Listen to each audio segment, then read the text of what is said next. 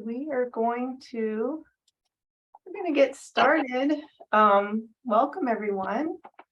Good afternoon. My name is Kristen Buckles and I'm the editor-in-chief at the University of Arizona Press. And welcome to our event, Arizona Crossroads, a new book series exploring Arizona's history. I am Zooming live today from the Tucson campus of the University of Arizona, which is on the land and territories of Indigenous people. Today, Arizona is home to 22 federally recognized tribes, with Tucson being home to the O'odham and the Yaqui people. A little bit of housekeeping before we start. We're recording today's event, and we're going to be posting it on our YouTube channel, and we plan to share the link out through our social media networks. The event is scheduled for an hour. The conversation will last about 45 minutes and we'll leave about 15 minutes at the end for questions from the audience. You can use the chat feature to post your questions. And if you don't mind muting yourself during the conversation, that would be great. Today's event is a launch for Arizona Crossroads, a new book series published by the University of Arizona Press in collaboration with the Arizona Historical Society. Books in the series will explore the history of peoples and cultures, events and struggles, and ideas and practices in the place we know today as Arizona. So for the University of Arizona Press, as a publisher of history books about our state, this series is a really exciting opportunity for us to partner with the Arizona Historical Society, Arizona's oldest historical agency, and really the central hub for historical research in and about Arizona. It's really a natural partnership in many respects between two like-minded, mission-driven organizations. In fact, we share a common verb in our mission statement, and that's connect. The Arizona Historical Society connects people through the power of Arizona's history, and the University of Arizona Press connects scholarship and creative expression to readers worldwide. The event today is really, I think, an embodiment of these statements and a testament to the power of great collaborations. So I'm really pleased to now introduce the series editors for Arizona Crossroads and our partner from the Arizona Historical Society, David Turpie, who will be facilitating today's discussion. So in alphabetical order, Anita Huizar Hernandez is Associate Professor of Spanish in the School of International Letters and Cultures at Arizona State University.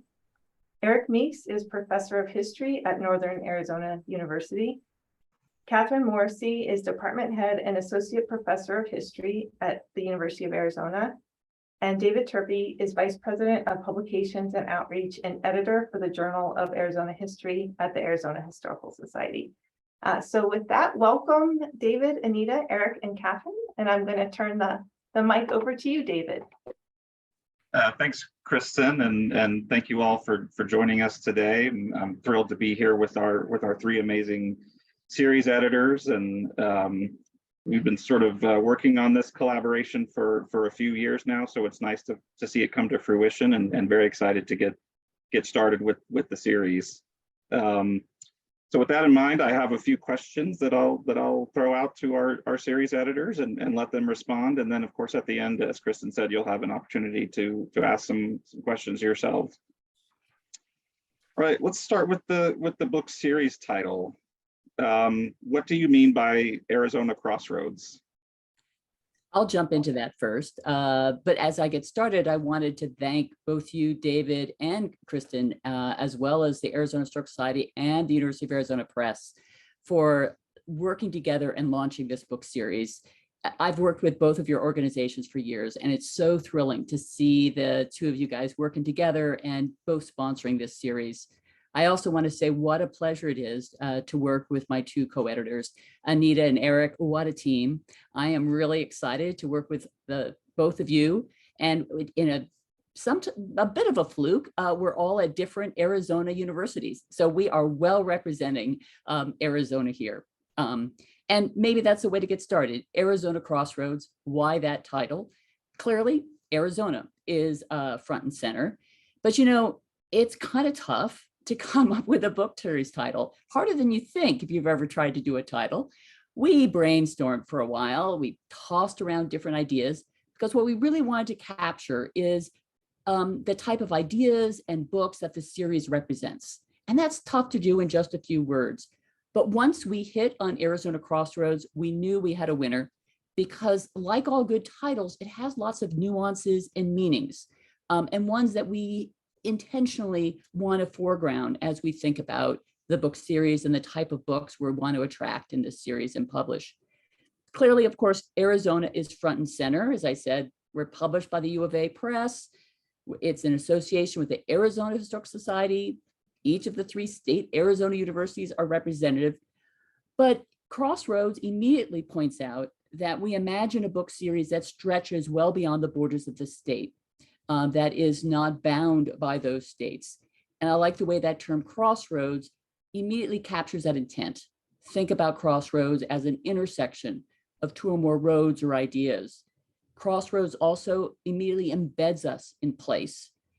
It reminds us that we're also talking about people, things intersecting along those roads. And we have a sense of movement and change that is endemic within history, but also endemic within this place. Anyway, I've talked enough and started to think through the types of meanings embedded in the title, but Eric, you probably have some other things to share. Indeed. And I want to thank everybody that's already been thanked. I won't go through the list of names and organizations again.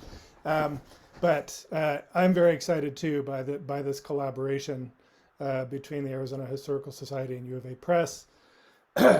Actually, believe it or not, I grew up in Phoenix. My mom used to do volunteer work for Arizona Historical Society back in Tempe in the 1980s. So I've been aware of and appreciative of the organization for a long time. As far as the series goes, I mean, for me, Crossroads, I'm particularly interested in the interactions between different groups of people over time, how culture, society, and politics and group identities evolve as a result of those interactions. And, you know, there's a long history here, much of it going back before Europeans even arrived in the Americas. The region we now call Arizona, of course, has long been home to indigenous groups of widely diverse groups for millennia. These groups interacted in all kinds of ways. They traded with one another, migrated, came into conflict, and interacted in ways that shaped each other's cultures. By the 17th century, Spaniards had entered the region that we now call Arizona. And they considered the territory we now call Arizona actually parts of Nuevo Mexico, Mexico, Sonora, Alta California. Arizona didn't exist as a separate entity until later. And so the region became contested ground between newly arrived Spanish colonists who claimed the territory as their own, and indigenous people who continued to really dominate in the region, at least through the mid-19th century, right? Spaniards were a tiny minority in a sea of indigenous people.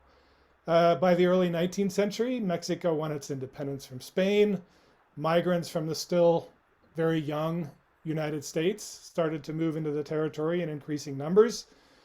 And this ended in a conflict in which the US took over the territory, and it became the territory and then state of Arizona. And then ever since, growing numbers of migrants, right, by the late 19th century from around the world converged in Arizona, settling near and alongside one another in mining towns, farming communities, emergent cities, influencing one another in countless ways. And over time, of course, Anglo-Americans tried to impose their dominance through discriminatory policies. That indeed has to be part of this story, right? The history of discrimination. But diverse ethnic groups resisted and asserted their own agency in ways that transformed the state in fundamental ways. And so here we are, right? All of this long history has influenced the Arizona that we know today, a diverse and ever-growing Sunbelt state. And so as you can see, there's a lot of room in there for all kinds of monographs or other kinds of books. But that's, to me, what Crossroads means, right? It's fundamentally about these interactions and how they have created the Arizona that we live in today. Thank you to both of you for thinking through what Crossroads could mean in these different contexts. I'll just echo and say that I'm also really excited about the series. I'm very grateful to everyone for all of the labor that's gone into putting it together. And to all the participants who are here today, we assume that you're here because you have something about Arizona that you want to write about and that you want to share. And so we're really excited to have a forum to start exchanging those ideas.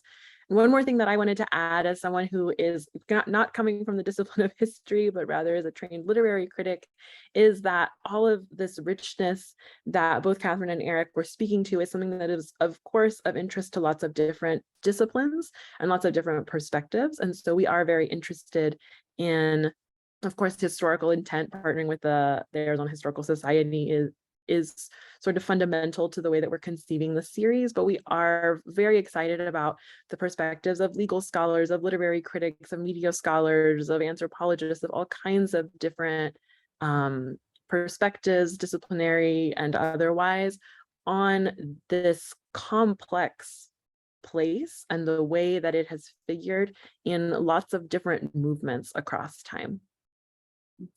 Yeah, if I could jump in with one more thought, is that I want to come back a little bit to our definition of crossroads. You think of crossroads as being two roads that cross, but we might also think about the phrase to be at a crossroads. We mean by that phrase that we're at a critical juncture, that there's a point of decision, that there's a crisis situation or a situation that requires some important choices to be made.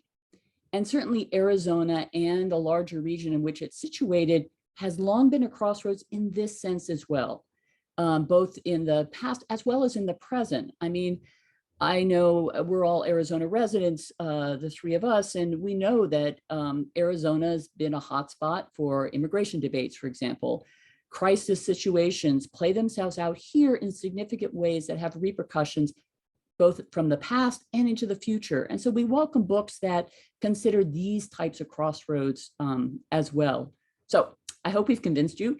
Arizona Crossroads, it is the perfect title for this book series.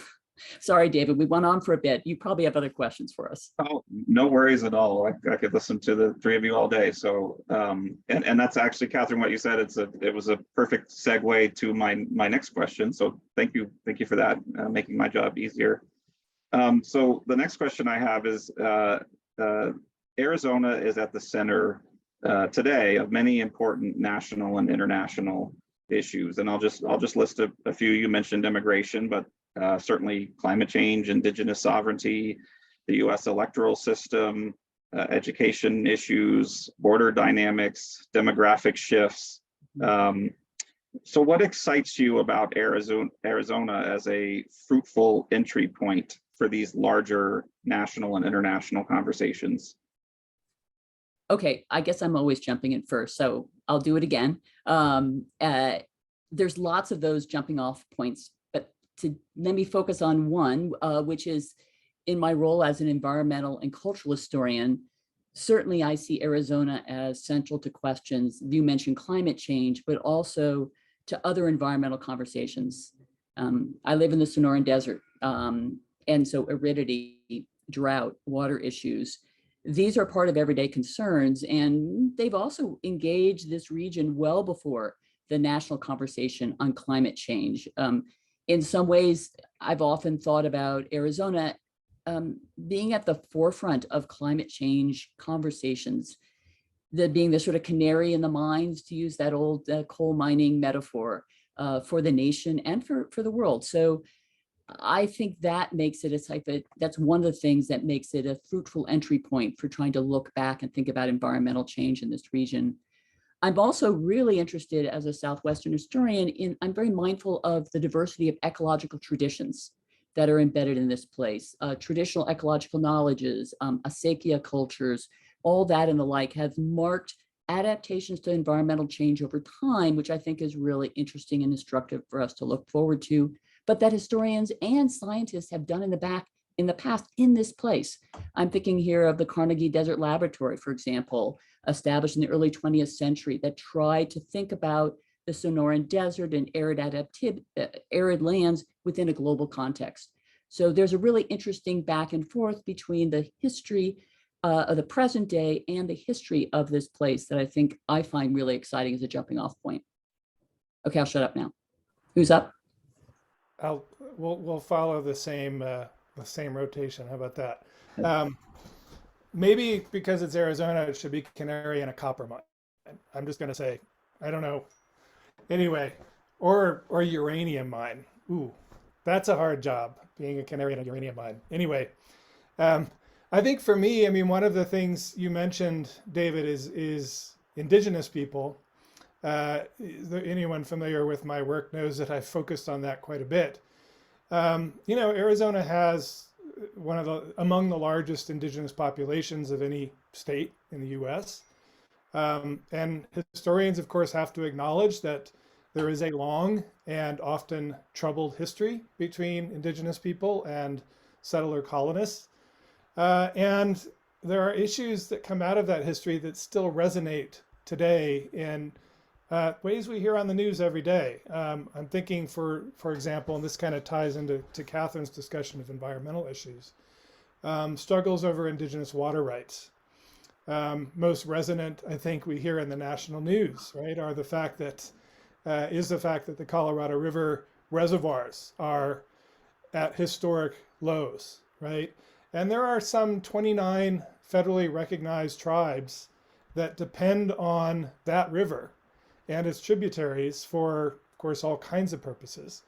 And these include not just groups that lie along the river, but also groups like the Pimas, the Acamel Atum, and the Maricopas in south central Arizona, who, after over a century and a half of diversions of their native water sources, right, especially the Gila River, the Santa Cruz River, used the courts to win access to Colorado River water through the Central Arizona Project, which brings that water into central and southern Arizona.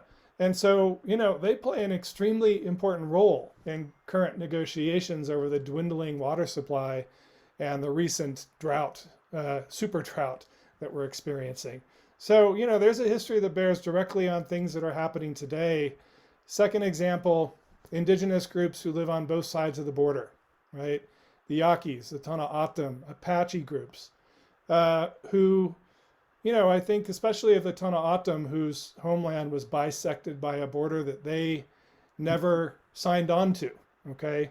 And so today we have discussions about how to protect that border, whether or not barriers, even walls, should be built. And the Tohono O'odham control almost 75 miles of that border, right? And rightly, it seems to me, still insist on the right to be able to cross back and forth.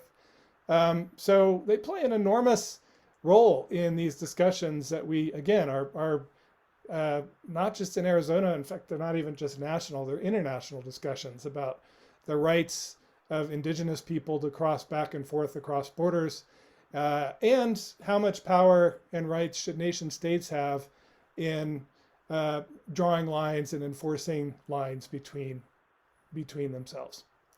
So I'll leave it at that. And I'll pick up exactly on what Eric was talking about there with border issues. And of course, that is something that Arizona is closely associated with. It's election season right now here in the state of Arizona. And so, of course, we're seeing all different kinds of politicians with their photo ops next to the US-Mexico border wall. But as Eric was clearly articulating just now, that one border between the United States and Mexico is not the only border within Arizona between different nations, nor is it a settled border, and nor is the border simply a geopolitical line, right? Well, it has a very interesting history, and lots of beautiful books have been written about the creation of that particular line. We're also interested in the way that the border in Arizona has become its own kind of narrative, and the different consequences that we've seen of that narrative, who's been controlling it, and how it's impacted different populations, whether or not those populations did in fact cross that border, and no matter the time, right? So we are really interested in thinking about what are these stories and where are they coming from and who is continuing them and what kind of power do those stories have as they circulate within the state and also beyond the state, even maybe especially beyond the state when we think about the sort of stereotypes and misconceptions that have come to bear thanks to the sort of manipulation of this historical complexity into a flat soundbite. Mhm. Great, thank you all. Great answers, and I'll just add, from what I see as editor of the Journal of Arizona History, is that Arizona history has never been more relevant, I think, than it is today. And at the same time, though, I would say there's just lots of opportunities for new studies of Arizona history. Compared to California and Texas in particular, I think Arizona is dramatically understudied. And I think there's lots of great projects out there for people to explore. So thanks for touching on some of those really relevant topics there. All right, so this next question is I'm going to ask you to talk a little bit about yourself and your own experiences. So what drew each of you to studying Arizona in the first place, and how does your own scholarship or your own experiences, how do they shape your approach to this book series? Well, since Eric has decided we're going to follow the same pattern, I'll jump in again. I didn't grow up in Arizona, as you'll learn. I think that my co-hosts, co-editors have shared that experience, but my intellectual work has been shaped by Arizonans. Two of the people I worked with in graduate school very closely, my advisors for an MA and PhD, both are known as Arizona scholars. One, Chaz Peterson, as a wonderful scholar of the Mormon history in Arizona, and Howard Lamar, whose long knowledge about the territorial political era of the 19th century in Arizona and the broader Southwest drew my attention to this part of the North American West, which was sort of the focus of my initial projects and studies. But really shaped my turning to Arizona as a research project and studying Arizona was really moving to the state, being hired at the University of Arizona, having students come to my classes to talk and to think about the past. All of those things that drew me to the study of Arizona, in part because, frankly, I grew up in California. Southern Arizona in the desert seemed to me really weird. I was like, I don't understand this place. I've got to understand this place. And for me, as someone who looks at the past, even as someone who's interdisciplinary trained, but who's someone who studies the past to understand the present, I needed to understand this place. And that drew me into different types of research projects. And it opened up my eyes to all the different ways and projects that are out there for focusing on Arizona history. I can't do them all, but I can help foster that through this book series. And that's what I'm really excited about, is the opportunity to sort of think about the puzzling aspects of this Arizona and the region in all the different ways, and to do it thinking about the past, but also taking a sort of interdisciplinary approach to the present. I'm also inspired by a partnership I did with you, David, which was, I was a guest editor of a special double issue of the Journal of Arizona History, looking at Arizona's past. And we got together, I don't know, more than a dozen academic historians who focused on different aspects of Arizona's history. And it was amazing. We sort of offered them this opportunity to make a statement and to give suggestions of what else needs to be studied, to draw new attention to these complexities of Arizona's history and Southwestern history in broader context. And it was a terrific journey. And actually, it's one that inspired this book series in many ways, that it made us realize there's an incredible array of materials and ideas that we still need to work through. And the book series is a great way to launch off that Journal of Arizona History special issue. So, okay, I said I'm not native. Now I'm going to turn it over to the native Arizonans to speak next. Eric, I think you're next. Okay. Yes, I was indeed born and raised in Arizona, in Phoenix. the story of my family is an Arizona story. My parents weren't born here, but they were born and raised in the industrial Midwest in Akron, Ohio, and along with many, many other people, right? Ultimately, hundreds of thousands of people migrated from the old industrial Midwest to Arizona. And, we're part of the process in which the old Midwest became known as the Rust Belt, and this region became known as the Sun Belt, right? Um, and as a very young child, I remember being 2 or 3 years old and standing in a desert area surrounded by citrus fields, watching my house get built, right? And this was one of the movements from the fact that Phoenix at the beginning of World War II was actually much smaller than Flagstaff is today. It's about 39,000 people, to being the 5th largest city in the country, right? And so I experienced that. I mean, I remember playing hide and seek, running through citrus fields, collecting crawdads from canals. I don't know why we did that, because they were interesting. We didn't eat them. We put them back in the canals. And maybe I shouldn't admit this, but rolling grapefruits under cars as they drove by, see if we could get it under the wheel. Don't turn me in on that. Even if you do, I think the statute of limitations is up. I don't think they can do anything about it now. Anyway, so I watched that happen, right? And later I moved to Tempe. I went to ASU as an undergrad. And I remember learning about Guadalupe, learning about this place that was populated a majority by Yaquis and ethnic Mexicans. And wondering how did this group, Yaquis who speak Spanish, I would go and get the best green burritos I've ever had, right? It's a great little taco stand that sold green burritos. And learn that, the Yaquis were immigrants from Mexico, but were also, and spoke Spanish, right? And largely practiced Catholicism. But at the same time were a federally recognized indigenous tribe, right? Native Americans. So how did that happen, right? Those kinds of questions were almost inevitable, sort of growing up in Arizona.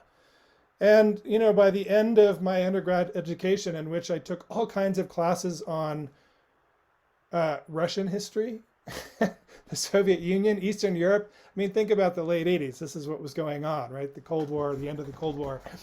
A few classes on U.S. history, but after graduating, finding out or realizing how little I had learned about the place I came from. It's not ASU's fault. That was my fault.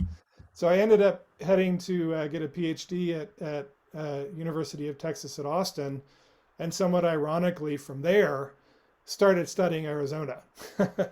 And that ended up eventually as my first book, right, which explores how racial classification and identity among diverse indigenous, mestizo, and Euro-American residents of Arizona evolved over time, especially as the region was incorporated into the United States. Finally returned to Arizona, really largely by chance, to Flagstaff, to NAU. Been here for 20 years and have learned about a whole other part of the state that I knew very little about growing up, right? The Colorado Plateau, the Navajo Reservation, the Navajo Nation, right? The Dene, largest reservation in the country. Actually, Arizona has 2 of them because the Tohono O'odham Reservation is around number 3. It's probably tied with a couple others. So, my own research, my own personal experience seem all to really have led up to this, right? This wonderful opportunity to co-edit a series on a region of the world that I think is in my blood, and that I hope to see with this series become the subject of a growing body of scholarship that busts some myths about the past and contributes to broader understandings of human and regional history in a global context. And I have sort of a similar story, and I will say that it would surprise child me to know that I would be sitting here right now talking about Arizona. As a child, I never really gave Arizona much thought. I grew up in the sort of recently sprouted suburbs of the East Valley in the Phoenix area, and the built environment really did seem like a place without a past. And I think that a lot of my contemporaries sort of, if we went back and analyzed it like literary and cultural critics would be able to articulate, that that feeling was pervasive of, everything is new and there's repeating strip malls, and what was here before, wouldn't really enter your mind in that kind of environment necessarily. Or maybe for some more historically inclined students as children. But for me, it really wasn't until my family relocated to a different part of the country when I was a child that I first was sort of encountered.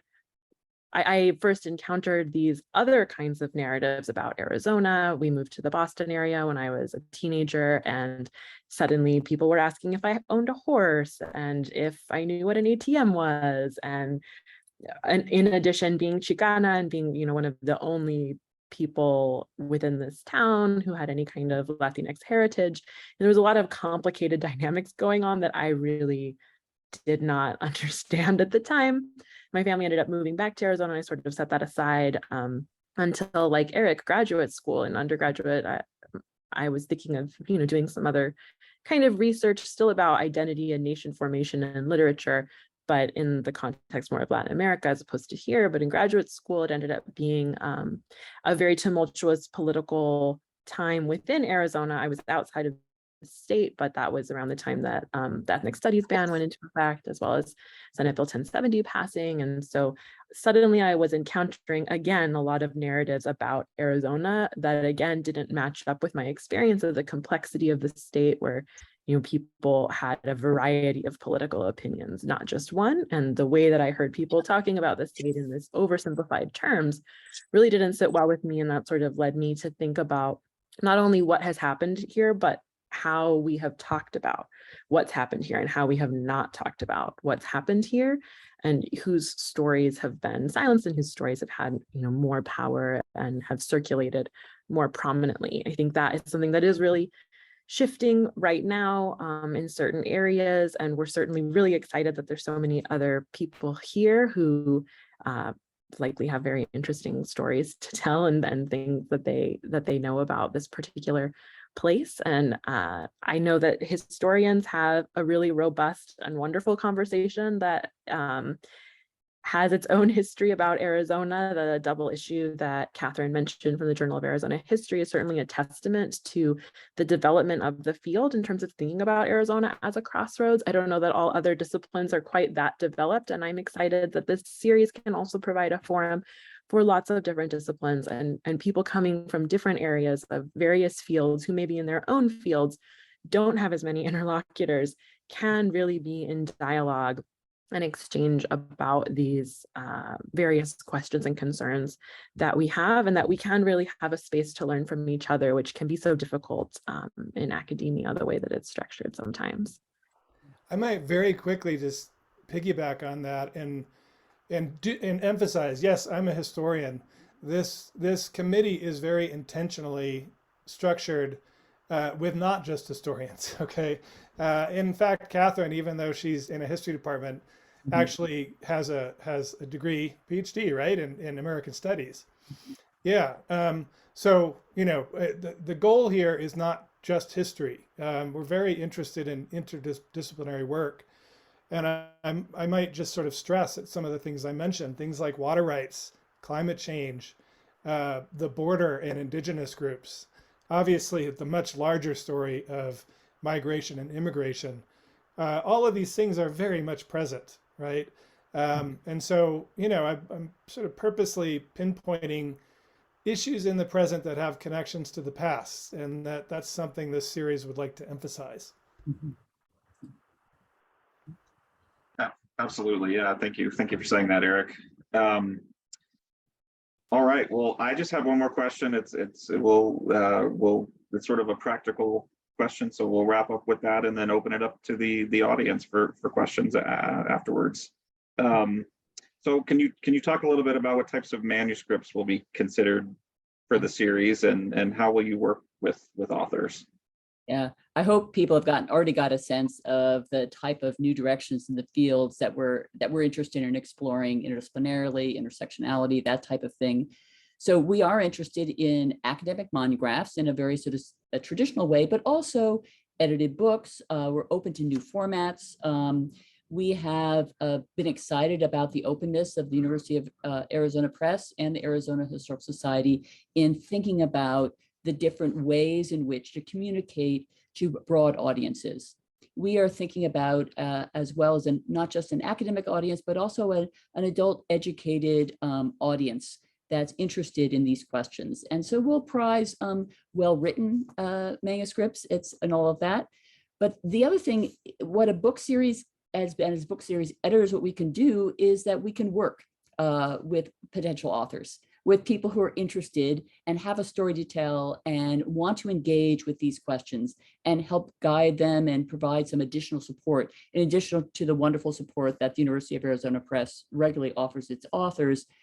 Being in a book series and having us as resources makes it a good home for those types of books. You know, there's some areas we haven't thought we're going to do quite yet, though we're open. I don't think we're a creative writing series, for example, or we're not doing children's books. But, you know, they're open the door, maybe. I don't know. What do you think, Eric and Anita? I guess you never know what might come our way. I mean, I think one of the nice things about being in a book series is that, as Catherine said, you have these three co-editors as contacts and resources.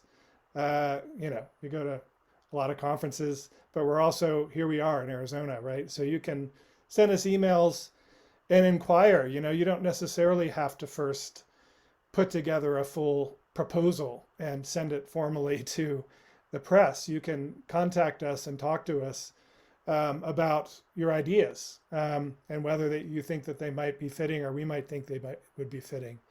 And we're keeping this open, right? We want interdisciplinarity, we want intersectional works, but also interdisciplinary works. So yeah, I would say if anyone has ideas, they have topics in mind or things that they're working on that they think might fit, use us co-editors as a resource. And that's what we're here for.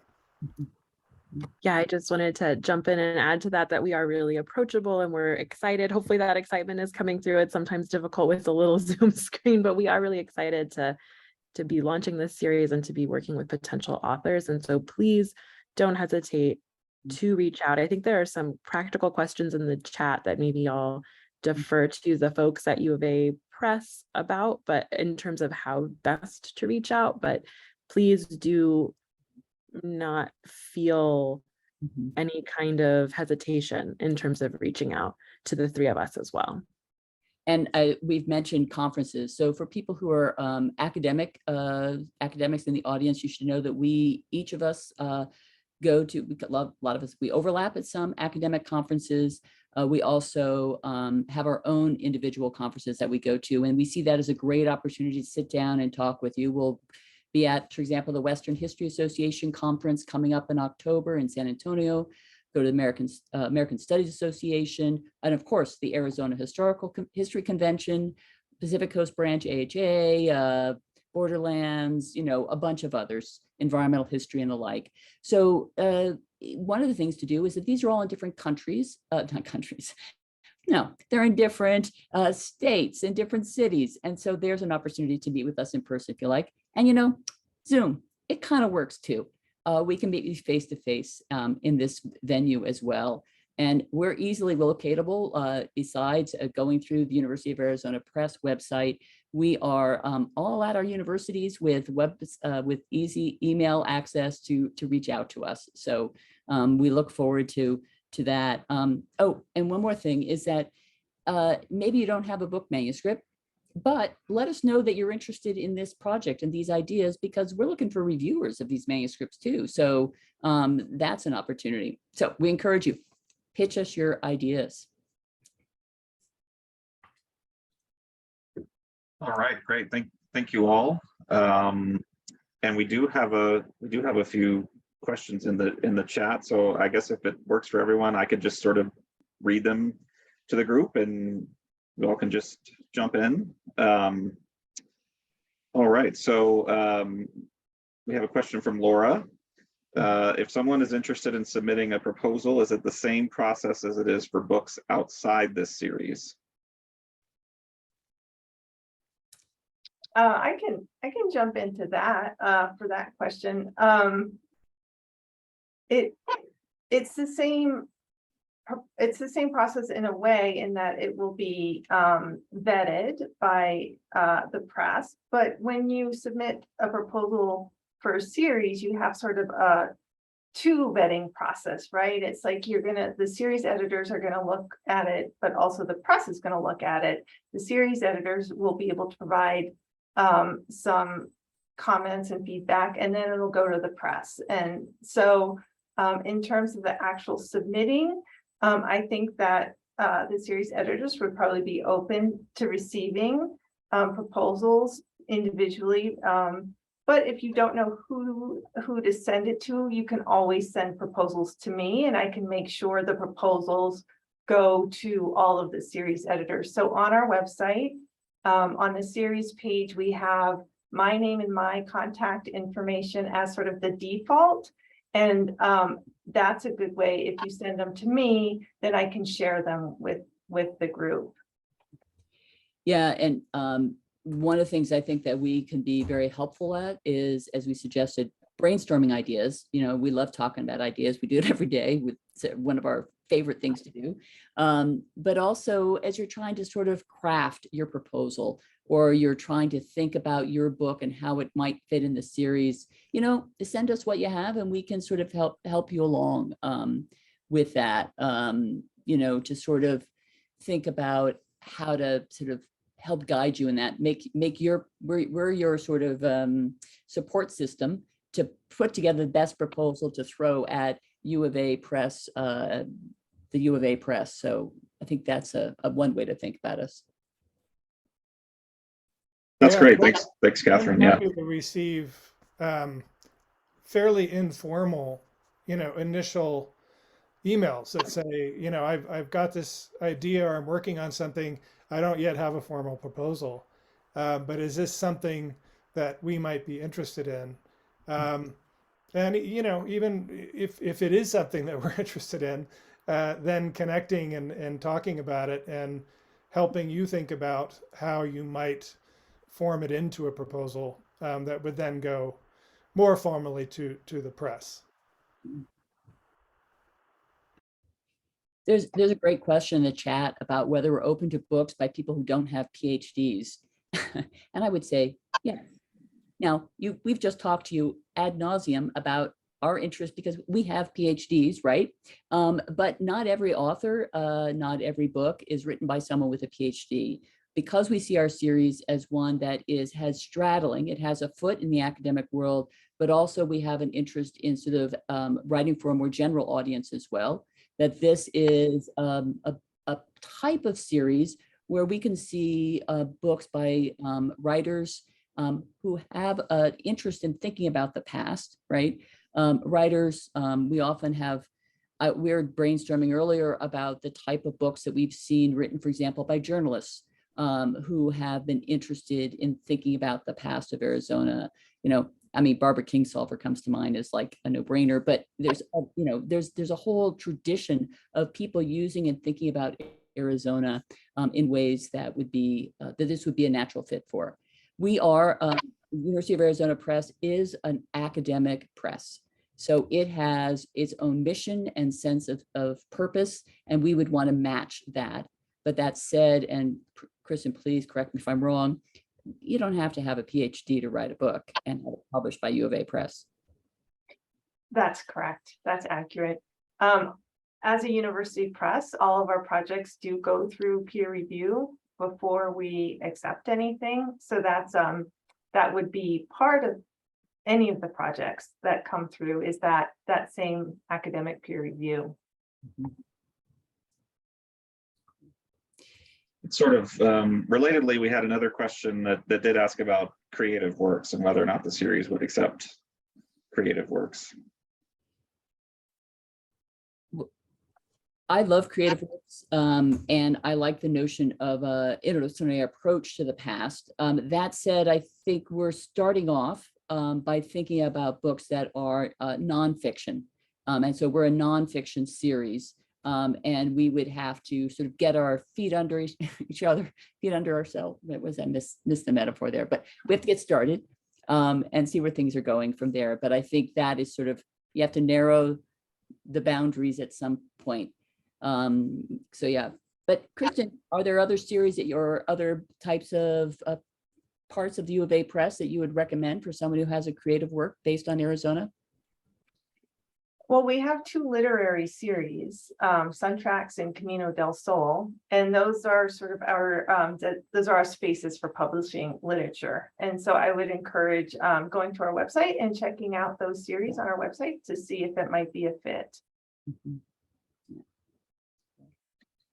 I'm noticing an entry in the chat that is not exactly a question. It just says, don't forget the 14,000 plus years of prehistory, as it's put in the chat. And I just want to stress that I opened by talking about crossroads between indigenous groups for millennia, and the fact that you had groups who were migrating great distances, they were trading with one another, influencing each other culturally, marrying each other, right? All kinds of things.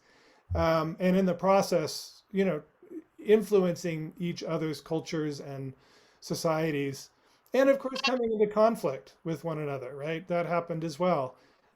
So by all means, that much longer history of indigenous groups is welcome territory here, and it's we are purposely interdisciplinary, and I could see works done by archaeologists and anthropologists, as well as historians and literary critics, right? So that I think that's open, and people who have good ideas, we'd certainly want to hear them. I know that the press has a very strong series in anthropology and archaeology that is a nice, which is why I think this series ties in well with that. And so we would share around, we see if we get a manuscript that we think, oh, it doesn't quite fit us, but boy, there's another series at the U of A Press that where it would fit. So there's an easy sort of communications across that. And if I can have a question, I'd love to ask both David and Kristen. How do you guys how did you guys end up getting together and supporting this series together? This is the first time I was surprised to find that the Arizona Historical Society and the U of A Press has done a series like this. Yeah, I can start, I guess, if you want, Kristen. Yeah, that'd be great, David. Yeah, so the Arizona Historical Society has a long tradition of publishing books dating back to at least the 1960s that I know of, perhaps longer. And we used to have a more robust publications division, but over the years, staffing cuts led to a shrinking department. And when I arrived here, I just decided that it would be best to seek out a partnership, and University of Arizona Press was at the top of the list, of course. And so I was thrilled to work with Kristen and also Catherine Conrad at the press to get this collaboration up and running, and the Arizona Historical Society is thrilled to support this book series. And so the Arizona Historical Society is no longer publishing books on our own. We're going to continue to publish the Journal of Arizona History, of course, but it just makes a lot more sense for us to find such a great partner like the University of Arizona Press. Yeah, and I'll just add, I mean, it just felt like such a, I don't know, win-win, like being a publisher who's published books like Arizona History by Tom Sheridan, which is sort of the textbook on Arizona history. and many, many other books on Arizona history, to be approached by the Arizona Historical Society. It was just like, oh my gosh, this is so exciting. Like, what an opportunity to build our history list, to connect with new historians doing work, because so many historians do go through the Historical Society and use the resources available there. It was just a sort of a no-brainer for us to be able to sort of partner up and do this. So we're really excited about it at the University of Arizona Press. Mhm. Yeah. Yeah, and you opened one of the questions we've been talking a lot amongst ourselves is about the incredibly often not fully tapped resources that are available in the archives, both inside Arizona but also outside Arizona, related to its history and to the topics we've been talking about today. Each of us as editors, because we are researchers as well in Arizona, are situated different places in the state. We have different knowledges of different archives and things that we can bring to bear and help point people to some good sources, etc. But there's an incredible amount of things. And I think, David, you're Arizona Historical Society, you have a fellowship to offer for researchers, don't you? Yes, absolutely. Yeah, thanks for bringing that up, Catherine. Yeah, I meant to mention that earlier, and it slipped my mind. So yeah, we have it's called a research fellowship program. If you're interested, visit our website. We offer some funds to help defray travel costs for people wanting to visit Arizona archives. We're particularly interested in people who want to come to the Arizona Historical Society archives in Tucson or Tempe, but we certainly also fund people who visit other archives as well. And we're of course, as the publisher of the Journal of Arizona History, we're interested in people coming here, doing research and submitting manuscripts to the journal. But as the State Historical Society, we're also interested in people just publishing on Arizona history generally. So please, if you're interested in this series at all, apply for a research fellowship and come visit our archives. And David, who's eligible to apply for that fellowship? Anybody. I don't, other than, I don't think there's any restrictions at all. We actually had someone come from Europe earlier this year as a research fellow. So it's open to anybody. That's terrific. There's lots of opportunities, I think, even for those of you who might be within Arizona, to try out ideas, not only by going to the archives and finding out what sources are available, but I'll put a pitch in for the Arizona History Convention, which is an organization where you can meet with other people who care about Arizona history. And I see a few people on this call who have a close affiliation with that organization. It offers a conference every year in April where people give papers, they try out articles and ideas that could be the genesis of great book projects.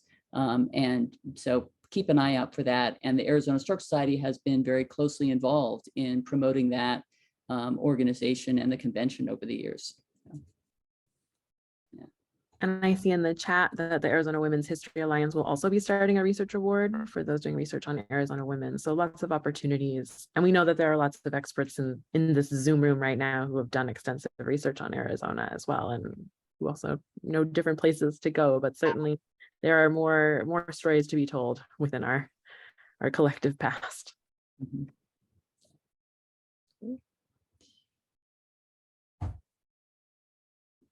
I'm trying to think of other questions that people might have that we haven't answered yet. I know we did sort of nuts and bolts questions and talked a little bit about archives. You've got a sense of us as, I hope, as approachable editors. That's one of our goals, is to encourage you to reach out to us and to ask questions. You may not have questions now, but they may have questions that'll come to you as you think about projects, or maybe you want to pass on a name of someone you think that we should reach out to who's working on some sort of project. So please continue to keep us in mind with that. Yeah, and I'll mention one more thing, which is you mentioned the convention, the Arizona History Convention. It's in Tempe this year. It's in April 13th. So it's a ways off, but I plan to be there. I know Catherine plans to be there. Anita, I think, is going to be there. So not only is that a good place to go, well, present your work, right? For those who want to apply to that conference, but see other people's work and come chat with us about potential book projects. I think we're all kind of looking forward to that. I see a few more specific questions in the chat about book projects. So are you comfortable with anthologies? Yes, we're interested in edited volumes, certainly for the series, and be happy to talk in more detail about what you have in mind in terms of that. And would you be interested in a book that's half about Arizona and half about Sonora? Certainly, yes. I think I can speak for all of us that the crossroads part of the title, we really are wanting to sort of invoke the way that Arizona does have connections, right, to other places. And so please don't feel limited in any way by the word in the title, right? I would even double down on that. I mean, yes, definitely. I mean, the idea of a book that crosses that U.S.-Mexican border and deals with Sonora. After all, Tucson used to be in Sonora, right? Is great. I mean, that's the kind of stuff we're looking for. Is again, Arizona's intersection as a crossroad, a global crossroad. It sits right on the border. Mm-hmm. Crossroad of migrants, of indigenous people. I mean, that's what we're looking for. We want work that does those kinds of things. And I'll just circle back to the question about anthologies, edited volumes. I've had the privilege of working on 2 edited volumes with University of Arizona Press, and they are a terrific group to work with on those types of edited volumes. The opportunity, what I love about an edited volume, even though they take a lot longer to pull together because you've got lots of authors, it's like herding cats, yes, but it is terrific to sort of be part of an intellectual conversation, to be with other people who care about something, and that really shapes into something better. So that if each individual person brings things together to the table and you end up with a much stronger book. So I'm very excited about anthologies and edited books as well, and be delighted to work with authors on that and editors.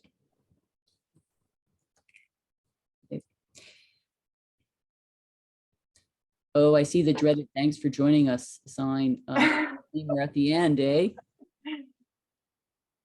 Well, if I could just say thank you all. Thank you to David, to Anita, to Eric, and to Catherine for sharing your time and your insights with us today. What an incredible conversation. I learned a lot. I'm really energized by the series. I'm excited to be working on it. Our event today could not have happened without the support of our colleagues at the Arizona Historical Society, the University of Arizona Press, and our University of Arizona Libraries family. So I want to say thank you to all of you who spent a little bit of your Friday afternoon with us. And thank you to David and the series editors. It's been a real joy to be hearing you talk about the series. Thanks, Dan. Thanks, everyone. Thank you.